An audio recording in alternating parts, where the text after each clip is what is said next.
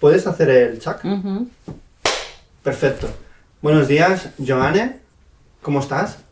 Estoy bien, un poco agotada de todas las vueltas, pero un buen agotamiento. ¿Te imaginabas viajar tanto con esta película? La verdad que no. No sabía muy bien cuál era el camino, Vale. porque costó mucho hacer la película, entonces lo que he ido es viviendo todo el proceso. ¿Y qué fue lo que más costó a nivel de financiación, a nivel de realización? A nivel de producción, costó levantar el financiamiento. Fue complejo también acceder a algunos lugares, Vale. tener los permisos de acceso.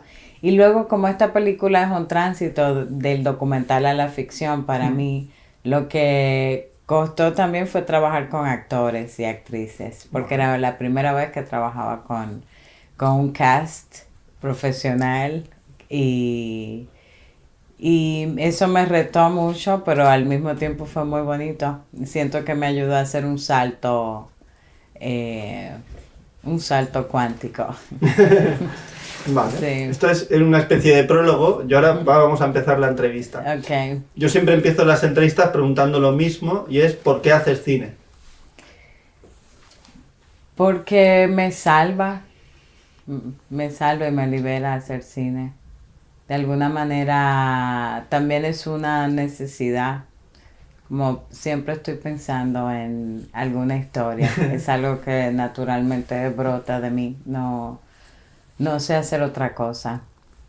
Vale.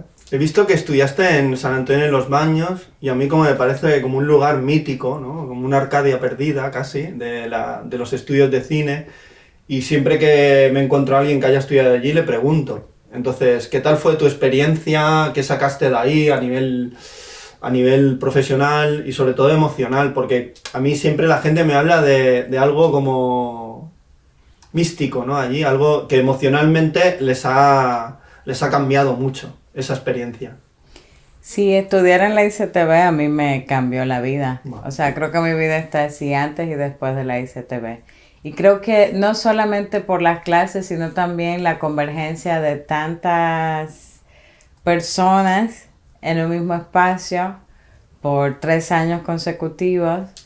Y de alguna manera encontrarte con gente de todas las partes del mundo te rompe la cabeza. Porque además yo llegué muy chiquita a la escuela, tenía 21 años. No había salido mucho de Santo Domingo y de repente estar estudiando con gente de todas partes, no de Polonia, de España, de Brasil, o sea, de toda Latinoamérica, Europa, África. Entonces, eso cambia mucho la perspectiva, desde qué lugar te posicionas, ¿no? Y siento que esa experiencia es muy marcante. Vale. Tú haces primero un documental, que es como un mediometraje que no he visto. Entonces, ¿en qué momento aparece la historia de Sugar Island? Porque, y bueno, ¿en qué momento aparece? ¿Por qué se te ocurre hacer una película así? Y luego me explicas el proceso. Porque la película es un documento, es una performance que rompe el cine histórico para crear una especie de onirismo casi, ¿no? Ensoñación sobre lo que podía haber pasado, siempre dentro de un posicionamiento político ahí en la película, muy fuerte. Porque a mí todo lo que sea social, para mí es político ya. Si se explica cómo vive la gente y cómo se gana el pan la gente, para mí ya es político. Todo lo demás no me interesa, ¿no? Como decía aquel. También, pero todos los vertebras con una historia de alguien que deja de ser niña para entrar en el mundo adulto, pero a hostias, ¿no? O sea, se queda embarazada y ahí la vida le va a ir cambiando, ¿no? Y además eso lo utilizas como excusa para explicar ese entorno social, de relaciones y sobre todo de estados emocionales que hay, porque de hecho, toda la gente, todo su grupo de amigas hacen también la performance, que eso está muy bien. Uh-huh. Entonces, ¿de dónde surge esta historia y cómo fue el proceso de ir construyéndola? Porque hay como si fueran unos pegotes y ahí todo lo metes y todo va a fluir, ¿eh? que a mí lo difícil de tu película es que fluya todo eso. Sí. Bueno, te he dicho muchas cosas, ¿no? sí, bueno, como la vida, que es como un río alimentado por muchas vertientes, ¿no? Un río se forma a partir de diferentes afluentes, ¿no?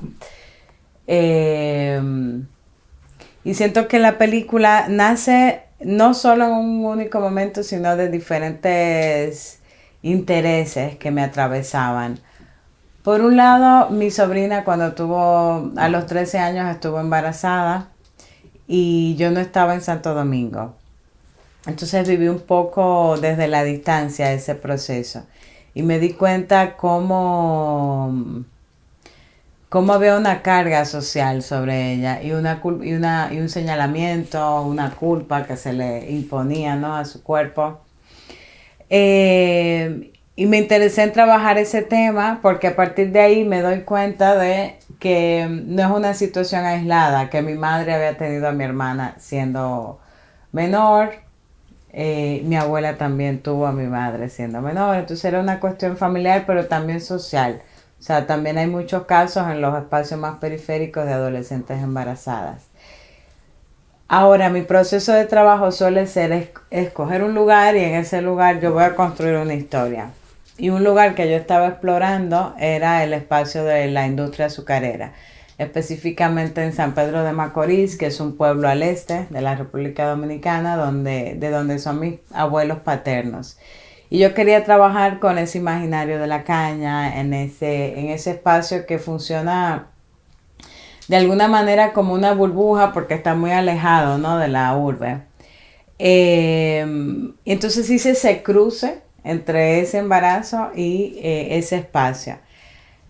Y hay un concepto que me acompañó mucho en el proceso, que es el de imbricación, que Oshi Curiel, que es una antropóloga dominicana, feminista antirracista, trabaja. Y la imbricación son las diferentes capas que tenemos como personas porque no somos entes aislados. O sea, yo soy una mujer dominicana de una cierta edad, de artista, hay como muchas capas, ¿no? Que es la capa de género, la capa racial, la capa de clase. Y en el mundo hoy se conoce también como interseccionalidad, pero Ochi le da una vuelta desde más un posicionamiento más político también, no solamente pensar en las capas, sino también en las implicaciones de todas esas capas. Y yo quería traducir ese concepto al cine. ¿Cómo hago para que se cree un tejido con todo esto? Que no es un ente aislado, no es una chica que le pasa esto y ya, sino que está inmersa en una vida, su cuerpo cambia, sus amigas, su familia, la sociedad, hay todas estas capas. Entonces, la película está construida desde ahí, desde todas las dimensiones que habita Maquenya. Su cuerpo, que es su primer espacio, ¿no?, que está cambiando y abruptamente va a entrar a una adultez por este embarazo no deseado, pero al mismo tiempo está muy cerca de su grupo de amigas. Hay una dimensión social que está conectada por su abuelo, porque como está demandando las pensiones, eso conecta con ella de entender cuál es su identidad. O sea, su identidad como posición, ¿no? ¿Cuál es su posición dentro de la sociedad dominicana y dentro de ese espacio? Y está también esa otra dimensión espiritual que es su madre, que la conecta con esa dimensión. Y ese otro satélite que son esta lectura de documentos en concreto, ¿no?, históricos. Y yo sentía que todo estaba conectado y lo que hice en la película es generar ese tejido. Y generar ese tejido a partir de ese concepto que te comentaba de imbricación. De cómo todo esto dialoga y al final crea una única cosa, ¿no? La película es de todo al mismo tiempo, de todos esos temas. Y eso no fue una conclusión de un día, fue un proceso, ¿no? Fue un proceso de investigación, de acumular información, no solamente como un dato en concreto, sino también de emoción, también hacer trabajo de campo. Y a partir de ahí, como diseccionar y encontrar cuáles eran las partes que iban a construir ese todo, ¿no? Esa película. El tema espiritual es santería, ¿no? ¿Puede ser? Sí. Es algo... Se puede nombrar, o sea, hay quienes dicen que es vudú dominicano, Vudú, pero ¿no? también hay un 21 divisiones, es otra manera de nombrarlo. En el proceso de investigación, pues encontré esas dos vertientes, como esto es una manifestación que es el vudú dominicano, pero al mismo tiempo también se nombra como 21 divisiones. Tienen, para algunos servidores de misterio hay diferencias, para otros no. Pero para yo poder transitar el campo de la espiritualidad, lo que hice fue acompañarme de un servidor de misterio, de Miguel Ángel, que aparece en la película y es el que guía la ceremonia. Porque para mí fue muy complejo poder traducir al guión todas las ceremonias. Yo intenté entenderlo desde la lógica, pero fue un poco complejo, había que entenderlo desde otro lugar. Entonces es una parte en la que yo me dejé acompañar bastante para poder trabajar. De hecho, actúa como una especie de puentes transitorios entre lo que va ocurriendo en la película, ¿no? Es como, te he contado esto, ahora hacemos una ceremonia y volvemos a la película, ¿no? Sí. O es como, no volvemos a la película, sino esto se reflexiona en lo que ha ocurrido, te muestro esto, para bueno, después más adelante lo que va a ocurrir que mejor no desvelamos. Pero a mí me gustaría, una vez que tienes la historia ahí encalada y tal, supongo que Yélida Díaz, encontrarla, ¿esto cómo fue? ¿Hiciste un casting en la zona o en otras zonas? ¿Por qué es ella al final? Porque ya tiene un cuerpo muy particular, tiene un pelo muy particular, de hecho cambia mucho el peinado en la película, yo no sé la de veces que yo le digo, con lo difícil que es moldear, domar ese pelo, ella lo consigue. Que también el pelo también significa como un espacio de libertad, ¿no? Como aquello que hablábamos antes de pelo malo de María Rondón, ¿no? Sí. El pelo no es solo... Es como un estigma, ¿no? Porque tienes el pelo cardado, ¿no? Por tu condición, y entonces es como un estigma. Ella cambia eso. O sea, su cuerpo va cambiando, ella va cambiando de peinado, que esto está muy bien.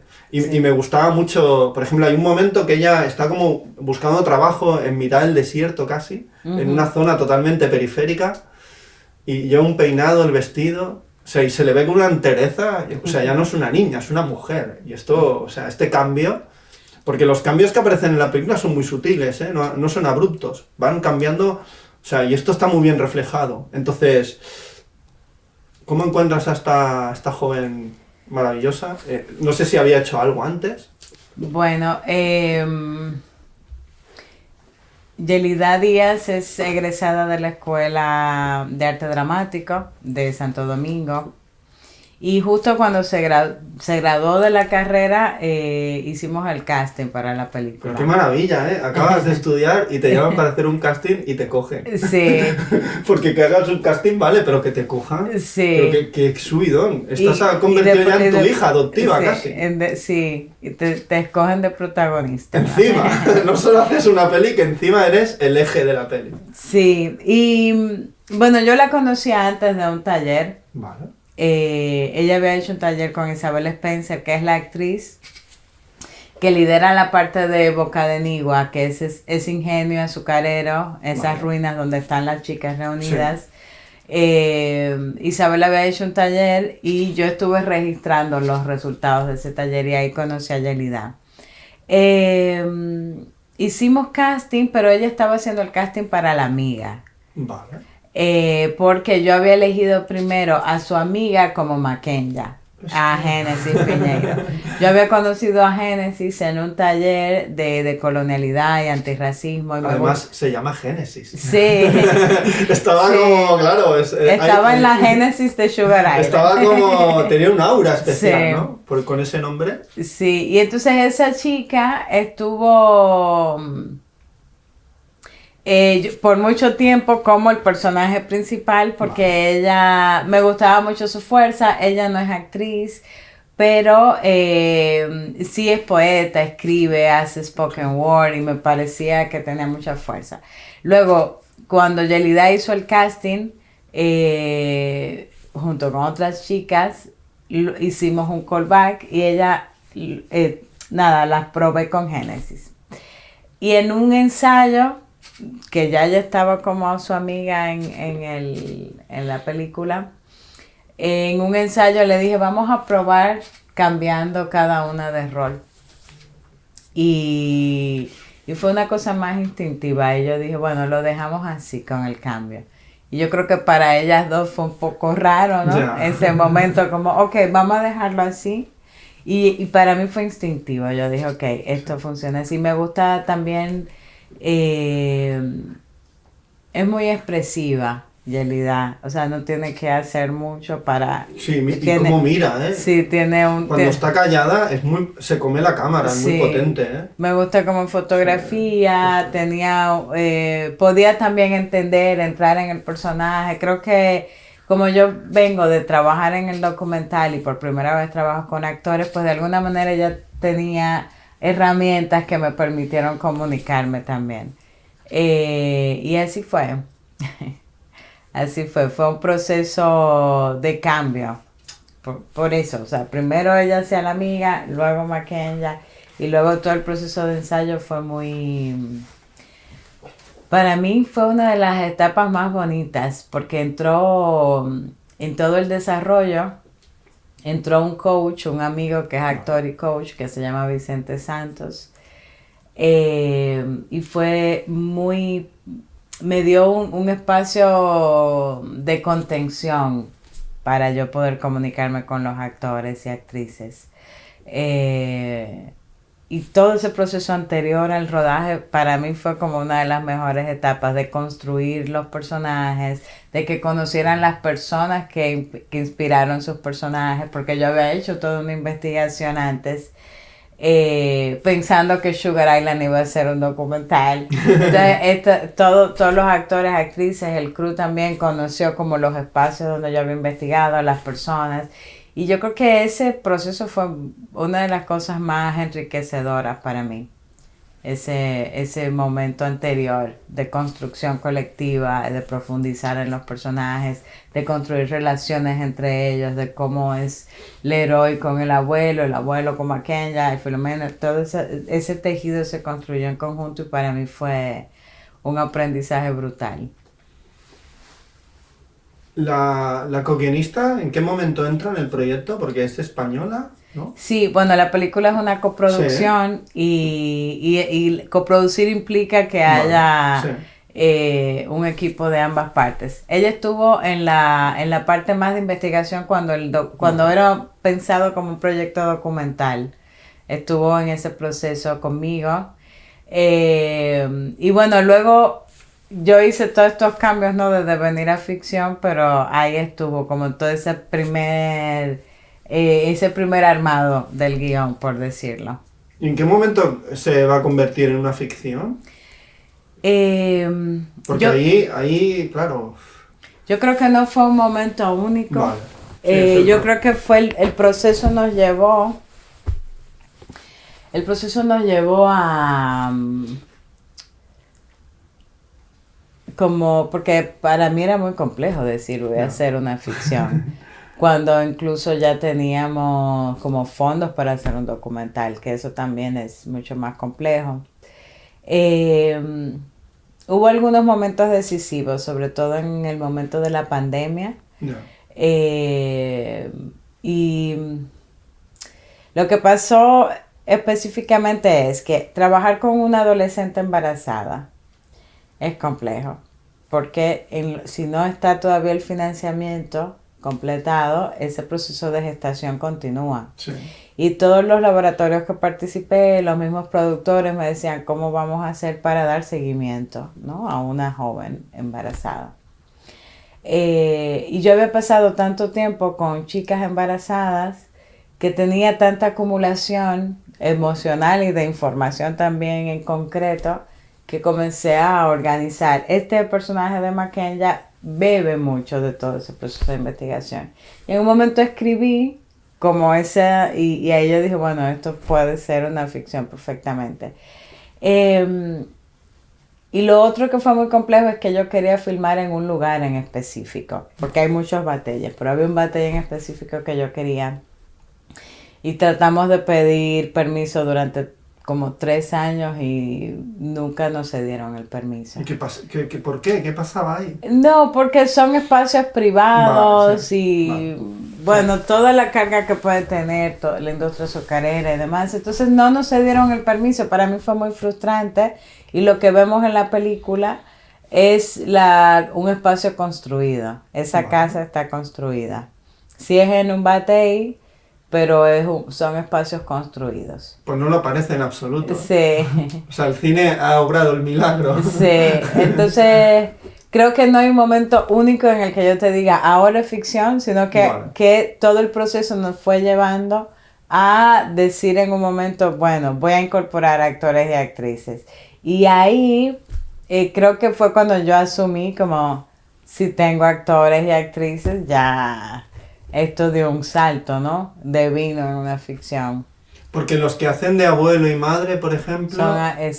Son actores. Sí. Pues no lo parecen, ¿eh? Sí. Que eso es lo bueno de un actor, que no parezca un actor. Sí. ¿No? Que esto yo siempre lo he escuchado. Sí, Juan María. Que parezca que vivan allí, que sean de allí. Sí, bueno, Juan María en su juventud vivió en un batey. Entonces, para él, este que hace... Es como una vuelta. Sí, es como... Tenía mucho que proponer en la construcción del personaje porque era un espacio que les resultaba muy cercano. Igual que Filomena, la madre, que es Ruth Emeterio, también es una actriz profesional dominicana. Increíble, pues no lo parecen, ¿eh? Sí. Parecen gente de allí. Gente que hayan vivido allí, tú los has escogido para la peli. Sí. Se crea ese halo, ¿no? Que tiene el cine, ¿no? De hacer creíble lo que ves, ¿no? Sí. Claro. El otro que es actor es Leroy, el que va a caballo. Que no baja nunca del caballo. No baja, es alucinante, ¿eh? Está hablando contigo y además sube y todo al porche y con ese momento del... De hecho, a mí hay un momento de la película que me afectó mucho. Cuando ella le dice a la madre que está preñada, la torta que le da, es muy duro eso. Me traspasó, ¿eh? Sí. Tuve que parar la peli porque dije, tío. Y la cara de ella, de impotencia, de inocencia. La madre sabe el peso que tiene eso, la carga que tiene eso en el contexto en el que viven. ¿Sabes? Sí. O sea, no hay ni malos ni buenos, es simplemente que una piensa en el futuro esa carga que le va a suponer X. Totalmente. Que luego el abuelo dice, no, ella se empreñó y tú no serás la primera ni la última. Él tiene una relación como más... Tampoco él es consciente de esa carga, ¿no? Sí, creo que... Me gusta todo eso, los pros y contras dentro de la misma familia, que además son muy naturales, ¿no? Y esto es que es una película que hablas de todo sin que parezca que hables de todo. Está todo hecho con mucha naturalidad. Sí. Y eso es muy difícil en el cine, ¿eh? Yo, por ejemplo, en otras pelis se ve el truco, aquí no se ve el truco. Aquí parece que sea así todo. Además, la performance, que es una cosa muy diferente, ya la película empieza con la performance, que ahí dice, ¿y esto de qué va? ¿No? Sugar Island, ¿de qué va esto? De la isla de azúcar, ¿no? Pero sí, está amarga, esta azúcar es muy amarga, ¿no? La azúcar que... No, entonces, ¿cómo, por ejemplo, la luz de la película que él hace... Albán Prado, que es chileno. Entonces, ¿cómo contactas con él? ¿Cómo trabajáis la luz? Porque para mí es muy potente la luz de la peli. Sobre todo los temas nocturnos, ¿eh? O la performance. Además, la performance, el cuadro es perfecto. Cada persona está en una posición, ¿no? Generando eso, ¿no? Lo que quieres transmitir. ¿Por qué este señor y cómo fue el trabajo de la luz? Bueno, Albán entra también por la coproducción porque es chileno, pero tiene 7 años viviendo en España. ¿Y dónde vive en España? En Madrid. ¿En Madrid? Sí. Hay que controlarlo. Sí.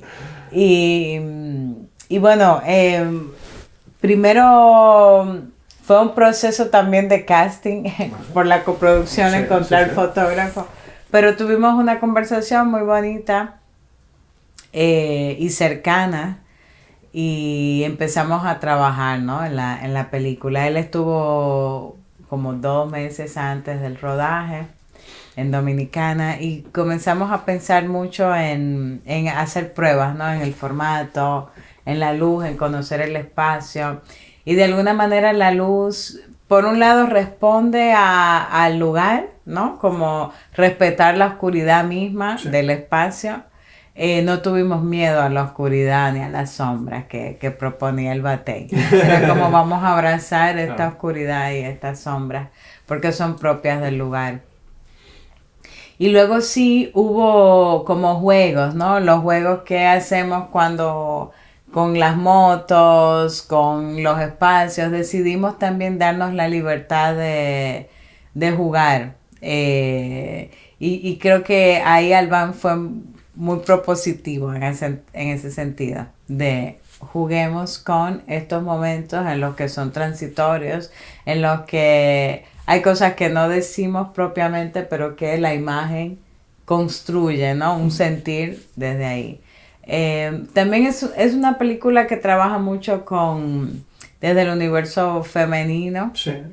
Y yo creo que Albán lo capturó bien, ¿no? Lo entendía, qué queremos, y entró en ese universo de lo femenino, de lo suave, pero también hay como diferentes factores que se cruzaron ahí. Uno es trabajar los misterios, ¿no?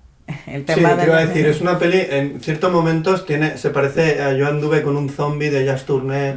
Ella hay un momento que está como desnuda y entre la maleza, ¿no? Dice, pero qué espectacular, ¿no? Sí. Esos momentos de la moto, ¿no? Que son oníricos completamente. Juegas también al género en la película. En serio, yo he visto mucho género, mucho terror clásico en la peli. De fantasmas, fantasía, ¿no? Espíritus, todo ronda, ¿no? La noche es brutal. Es que el día parece otro lugar y la noche se convierte en otro escenario completamente diferente. Es que el batey es así, tiene un día de un trabajo duro y un sol muy potente y una noche que es muy oscura. Entonces jugamos con eso, como el sudor, el sol que casi te ciega durante el día. Y luego una noche que se sumerge no solamente visualmente, sino sonoramente en otro universo. Sí, totalmente. Parecen dos lugares que nada tienen que ver, como si se hubiera rodado en un sitio y por la noche en otro. Sí. O en otro país incluso, ¿eh? Sí, teníamos como esa conciencia que el lugar mismo nos dio, ¿no? Vale. Y cuando hablabas de la chica en la caña, es que justamente ella concibe en la caña, pero también da a luz en la caña. O sea, queríamos marcar la caña como un centro. La caña es el también centro. La conexión con los ancestros, ¿no? Con aquellos esclavos, ¿no? Que estuvieron allí, ¿no? Sí. Sí. La caña como memoria, ¿no? Sí. Y el montaje de Raúl Barreri, que también es de aquí. Jonay Armas, el músico, que a mí me gusta mucho. También hubo un casting, los eliges, te los propusieron. David, ¿no? A lo mejor. Sí, no, con Raúl no hubo casting porque con Raúl coincidimos en la ICTV en Cuba. Anda. Y mi trabajo anterior fue con él. Vale. Entonces, como casi siempre trabajo con Raúl, es alguien con quien puedo tener diálogo todo el tiempo y creo que ya nos entendemos bastante. O sea, medio dominicano ya. Sí. Y con Jonay fue una propuesta de David. Vale. Y Jonay estuvo, porque la película está construida también basada en la música del Gaga que registramos durante todo el proceso, ¿no? de filmación. Hubo ese registro de esta música en el propio espacio, con los propios músicos. Entonces con Jonay, durante la post de sonido, hubo como esta nutrición de hacer crecer eso que ya habíamos registrado. Y creo que fue bonito también junto con el director de sonido, que hay toda una propuesta sonora en la película. Sí, esto es que es otra cosa, ¿eh? Sí, creo que tiene bastante musicalidad. La película está pensada. Podía ser un musical en ciertos momentos, Sí. Y un musical con coreografías y todo. Porque la performance, las ceremonias, todo eso tiene mucho de coreografía, ¿no? Y David Baute, ¿dónde lo conoces? ¿Por qué acaba siendo coproductor de la peli? Porque ya que pasó por la cámara vamos a hacer referencia de él. Bueno, David dirige el festival Miradas Doc Sí, sí. en Canarias. Tú estuviste con tu peli allí. Yo estuve Vale. con un documental, con Vale. Caribbean Fantasy, que es un Sí. documental anterior. Estuvo el docu ahí, pero no nos conocimos en ese momento porque yo no fui. Al año siguiente fui con Sugar Island como Vale. proyecto para Sí. participar en el mercado y ahí nos conocimos. Y él decidió coproducir la película, le gustó cuando era un documental todavía. Hablamos y encontramos algo en común, que eso abrió como naturalmente el camino a la coproducción. Vale. Y es que como yo estaba todavía inmersa en el proceso de investigación, descubro que las Islas Canarias fueron el laboratorio donde para implementar después la maquinaria de Vale. de la conquista al otro lado del mundo. Es decir, los primeros esquejes de caña, Colón los recoge en La Gomera y los lleva a mi país, ¿no? Que no era todavía dominicana, era la isla de Haití o el Santo Domingo español. Y ahí se probó, y ahí pues comenzó a implementarse toda Vaya. la industria azucarera. Entonces, todo ese laboratorio de cómo se produce la caña, ese conocimiento de las Islas Canarias fue llevado al Santo Domingo español, ¿no? Y hay algo que pasa también, que como dice la frase al inicio de la Sí. película, que el azúcar y la esclavitud llegaron al mismo tiempo. Hubo familias canarias que llegaron también a la isla para poder implementar ese conocimiento del azúcar. O sea, yo creo que hay una relación orgánica, histórica, y cuando descubrimos eso, David y yo,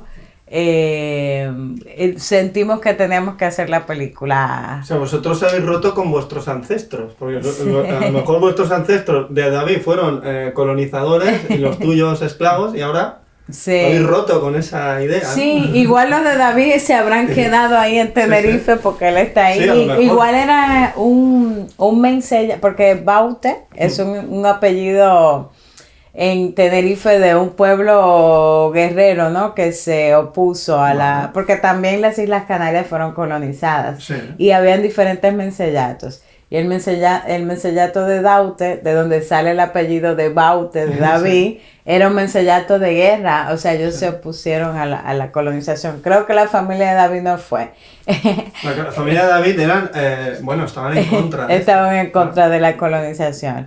Pero bueno, y al mismo tiempo hemos pensado en cómo tanto su territorio como el mío tienen conexiones no solamente de ese momento, sino que después de ser islas de azúcar, las Sugar Islands, fuimos repúblicas bananeras y ahora somos destinos turísticos. Entonces tenemos como un destino, de alguna manera, caminos muy parecidos. Sí, ida y vuelta, unos vaivenes históricos constantes. Sí, y al mismo tiempo ambos habitamos estas islas. Yo creo que hay una cuestión de ser isleño que también marca, ¿no? Y si fuera por el pelo, que el pelo, claro, el pelo condiciona mucho los dominicanos, por ejemplo. También. Pero quitándolo del pelo, se parecen mucho los canarios a los caribeños, ¿eh? Puede ser. Pero el pelo ahí cambia, ¿no? Porque el pelo es muy... ¿Qué pasa? ¿Por qué tenéis este pelo? ¿De dónde viene este pelo?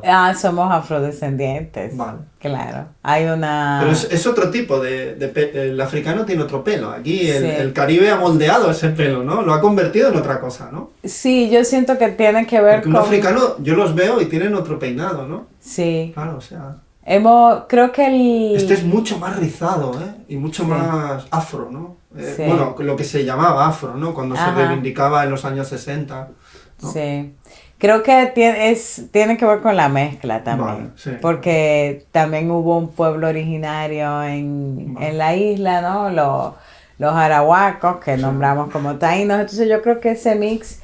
Hubo un momento en mi vida que yo me nombraba como afrotaína, porque entendía, mi mamá tiene rasgos, o tenía, porque murió, más taíno, y mi papá es más negro. Entonces para mí yo tengo ese cruce. Creo que el Caribe es un cruce. Total. Sí. Todo es un cruce, ¿no? Todo, sí. todo es una mezcla, ¿no?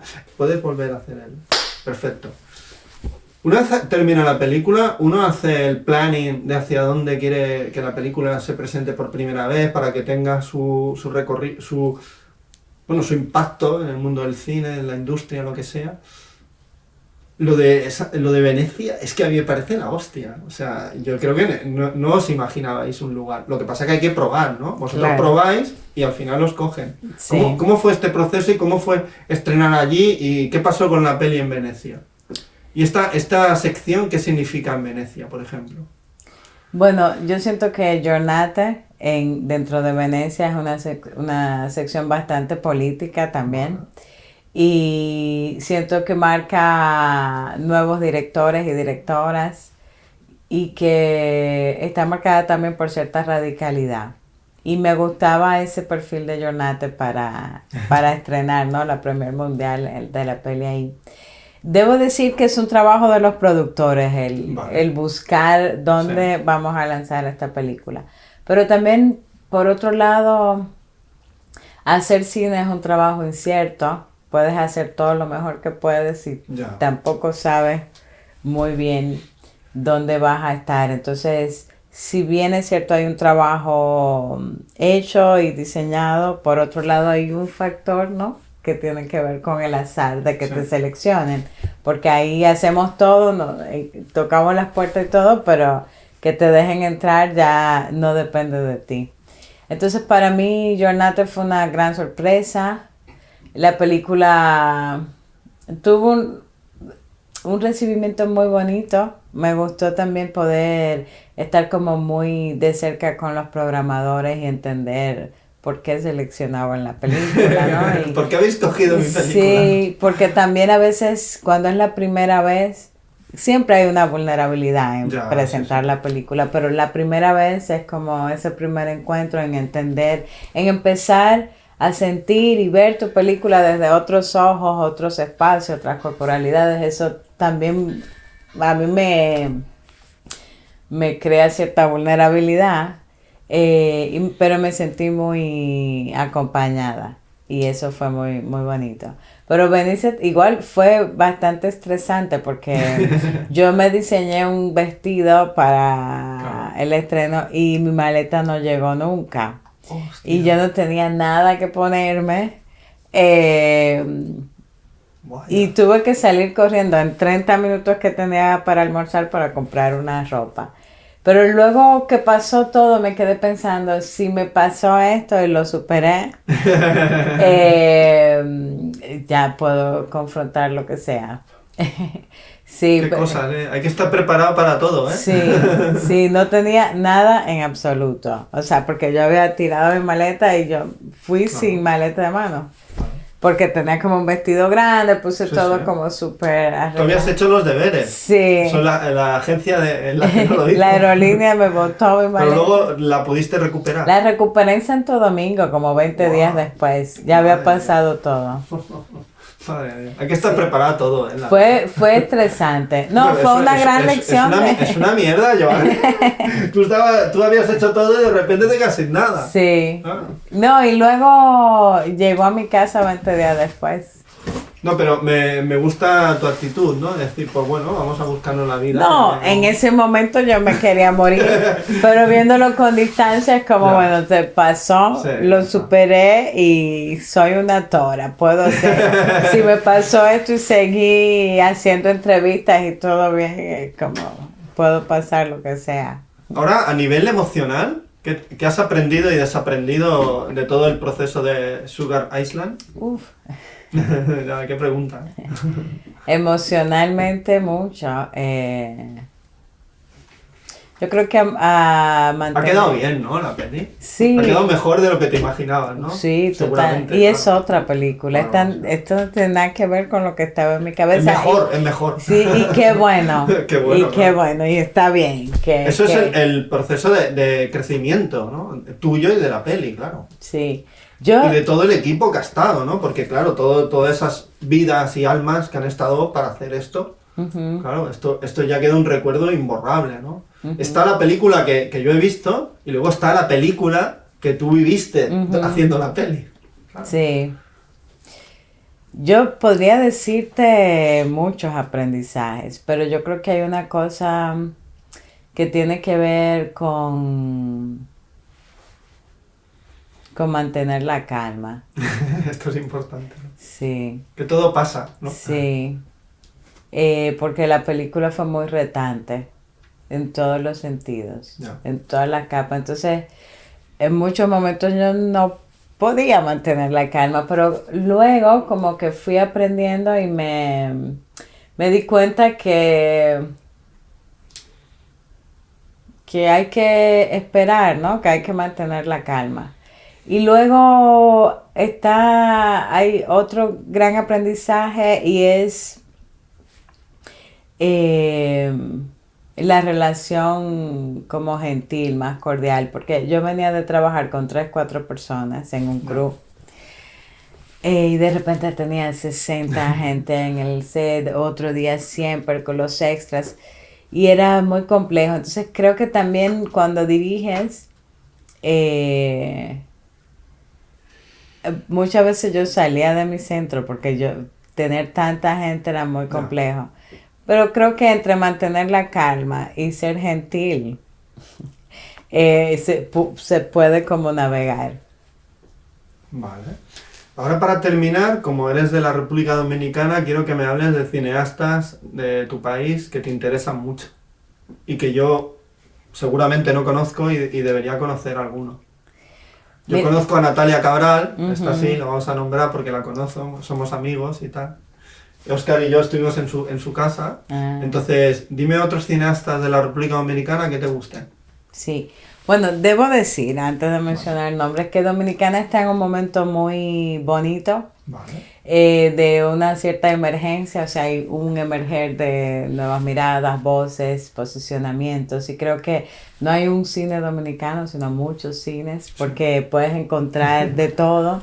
Películas muy diferentes. Sí, ¿no? Y entonces a veces a mí me parece muy complejo cuando me preguntan cómo es el cine dominicano, casi siempre digo, bueno, hay que tener cuenta porque Investiga. Hay un montón, ¿no? De posiciones, miradas, tipos de cine, y creo que es bonito, eso habla de que es saludable, ¿no? De la diversidad es saludable. Porque también háblame de algún histórica del cine dominicano que a ti te guste. Histórico, ¿no? De que diga el señor mayor o existió, ya no existe, ya murió, ¿no? Pero que hizo cine cuando la República Dominicana era un destino turístico, ¿no? Bueno, un histórico, Ángel Muñiz. Ángel Muñiz, sí. Vale. Sigue vivo, pero no he visto sus últimas películas, pero de sus primeras películas, Perico Ripiao, Nueva York, son películas que apuntaban mucho a ese imaginario colectivo dominicano y que fueron, yo siento, épocas en las que las salas estaban llenas y que había un sentir como un poco más unificado de la dominicanidad, ¿no? Que la gente se apropiaba de esas películas, como las abanderaba. Hoy en día, como es tanto, también hay un quiebre con la manera de consumir cine. Ya las salas no están tan llenas, ya no hay como estos fenómenos de colas y colas para ver una película, pero siento que Ángel Muñiz marcó un momento importante del cine dominicano. Y luego actual, me imagino que conoces a Nelson Carlos de los Santos, que acaba de ganar, el año pasado ganó, con Pepe ganó en Berlín, y Cocote que menciona acá.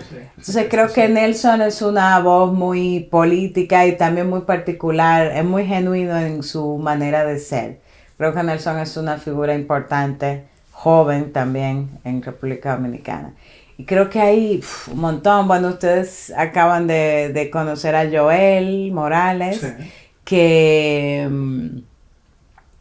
también tiene como una propuesta más fresca, más urbana, trabaja en las periferias, creo que además tiene una manera de hacer cine que yo creo que es muy, que es importante destacar, porque trabaja colectivamente, ¿no? Trabajan los mentes fritas, tienen un colectivo y creo que eso es bonito, cuando tú logras generar un colectivo que que mueve siempre como los proyectos juntos, ¿no?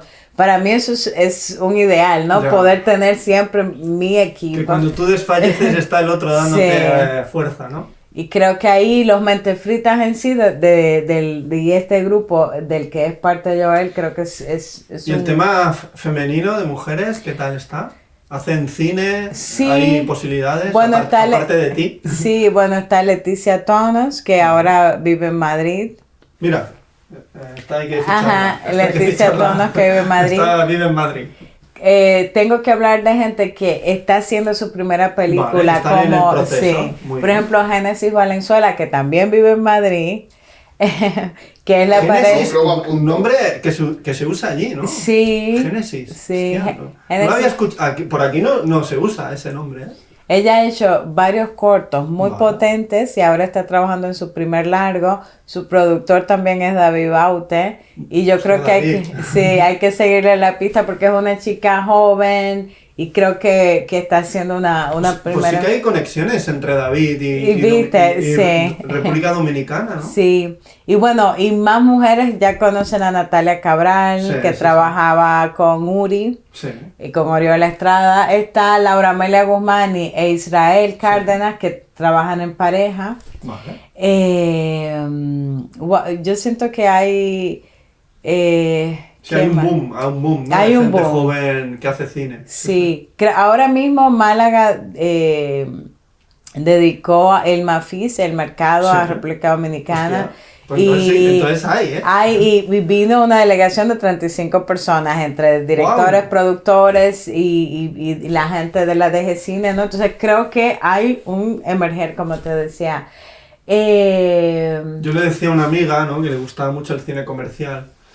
Porque me decía a mí, tú hablas con gente en tu web que yo no conozco. Y yo le dije, es que a ti te gusta el cine y después está más cine. Hay mucho más cine que no te lo acabas, ¿eh? Sí. A ti te gusta un cine, después está el cine. No, yo le dije, a ti te gusta un cine y después está el cine. Claro. Totalmente. O sea, hay un inmenso. Ese Nelson Carlos. Sí, sí. Me Oh, gusta que le dicen el la. esos son fotones. De Ah, Oscar. tú le habías hecho foto. Sí. Sí. Bueno, pues está, y bueno, y Olivia en las nubes, que es una peli de animación, que creo que también hay o sea, está pasando algo tan bonito porque yo hace rato que yo no veía una película de animación en Dominicana. Y Vale. Olivia de las nubes acaba de tener un recorrido muy potente. Olivia de las nubes. Olivia y las nubes. Y las nubes. Eh, Vale. O sea, es el título de la película. Ese es el título de ¿Y la ella película. ¿Cómo se llama? Es un chico, ¿Es el un chico? director, Vale. que se llama... Bueno, luego lo buscamos. Allá. Sí. Se me acaba de... Bueno, tú lo cortas eso, que a mí Sí. se me olvidó el nombre. No, a mí también, da igual, es que hay muchas películas, Joane, Sí. es fácil que se nos olvide, esto Sí. hay que dejarlo, Sí. porque nos hace humanos. esto. Sí, él es un director que trabaja animación históricamente y este es su primer largo. Le ha ido súper bien, este no es local, no ha ganado un montón de premios, Wow. acaba de ganar en Málaga. Qué bien, qué bien. También fue a BFI. Es una película, yo creo que una de las películas con mejor recorrido de este año, Vale. de Dominicana. Olivia y Hostia. las nubes y es de animación. Chicas hay un montón en Dominicana. O sea, en documental está Erika Santelice, que es una chilena que vive hace 20 años allá, que acaba de hacer un documental sobre la cárcel de la 40, que era una cárcel durante la dictadura. Hay un montón de gente. O sea, seguro se me está quedando la No, hombre, mitad. sí, a mí también se me quedan, y vivo aquí, ¿no? Los de aquí, las de aquí. Sí. Pues nada, Joane, un placer hablar contigo. Igual. Muchas gracias por tu película, por este ratito. Y yo siempre digo, hasta la próxima película. Sí, no, ojalá que sea más rápida, porque esta me costó 8 años.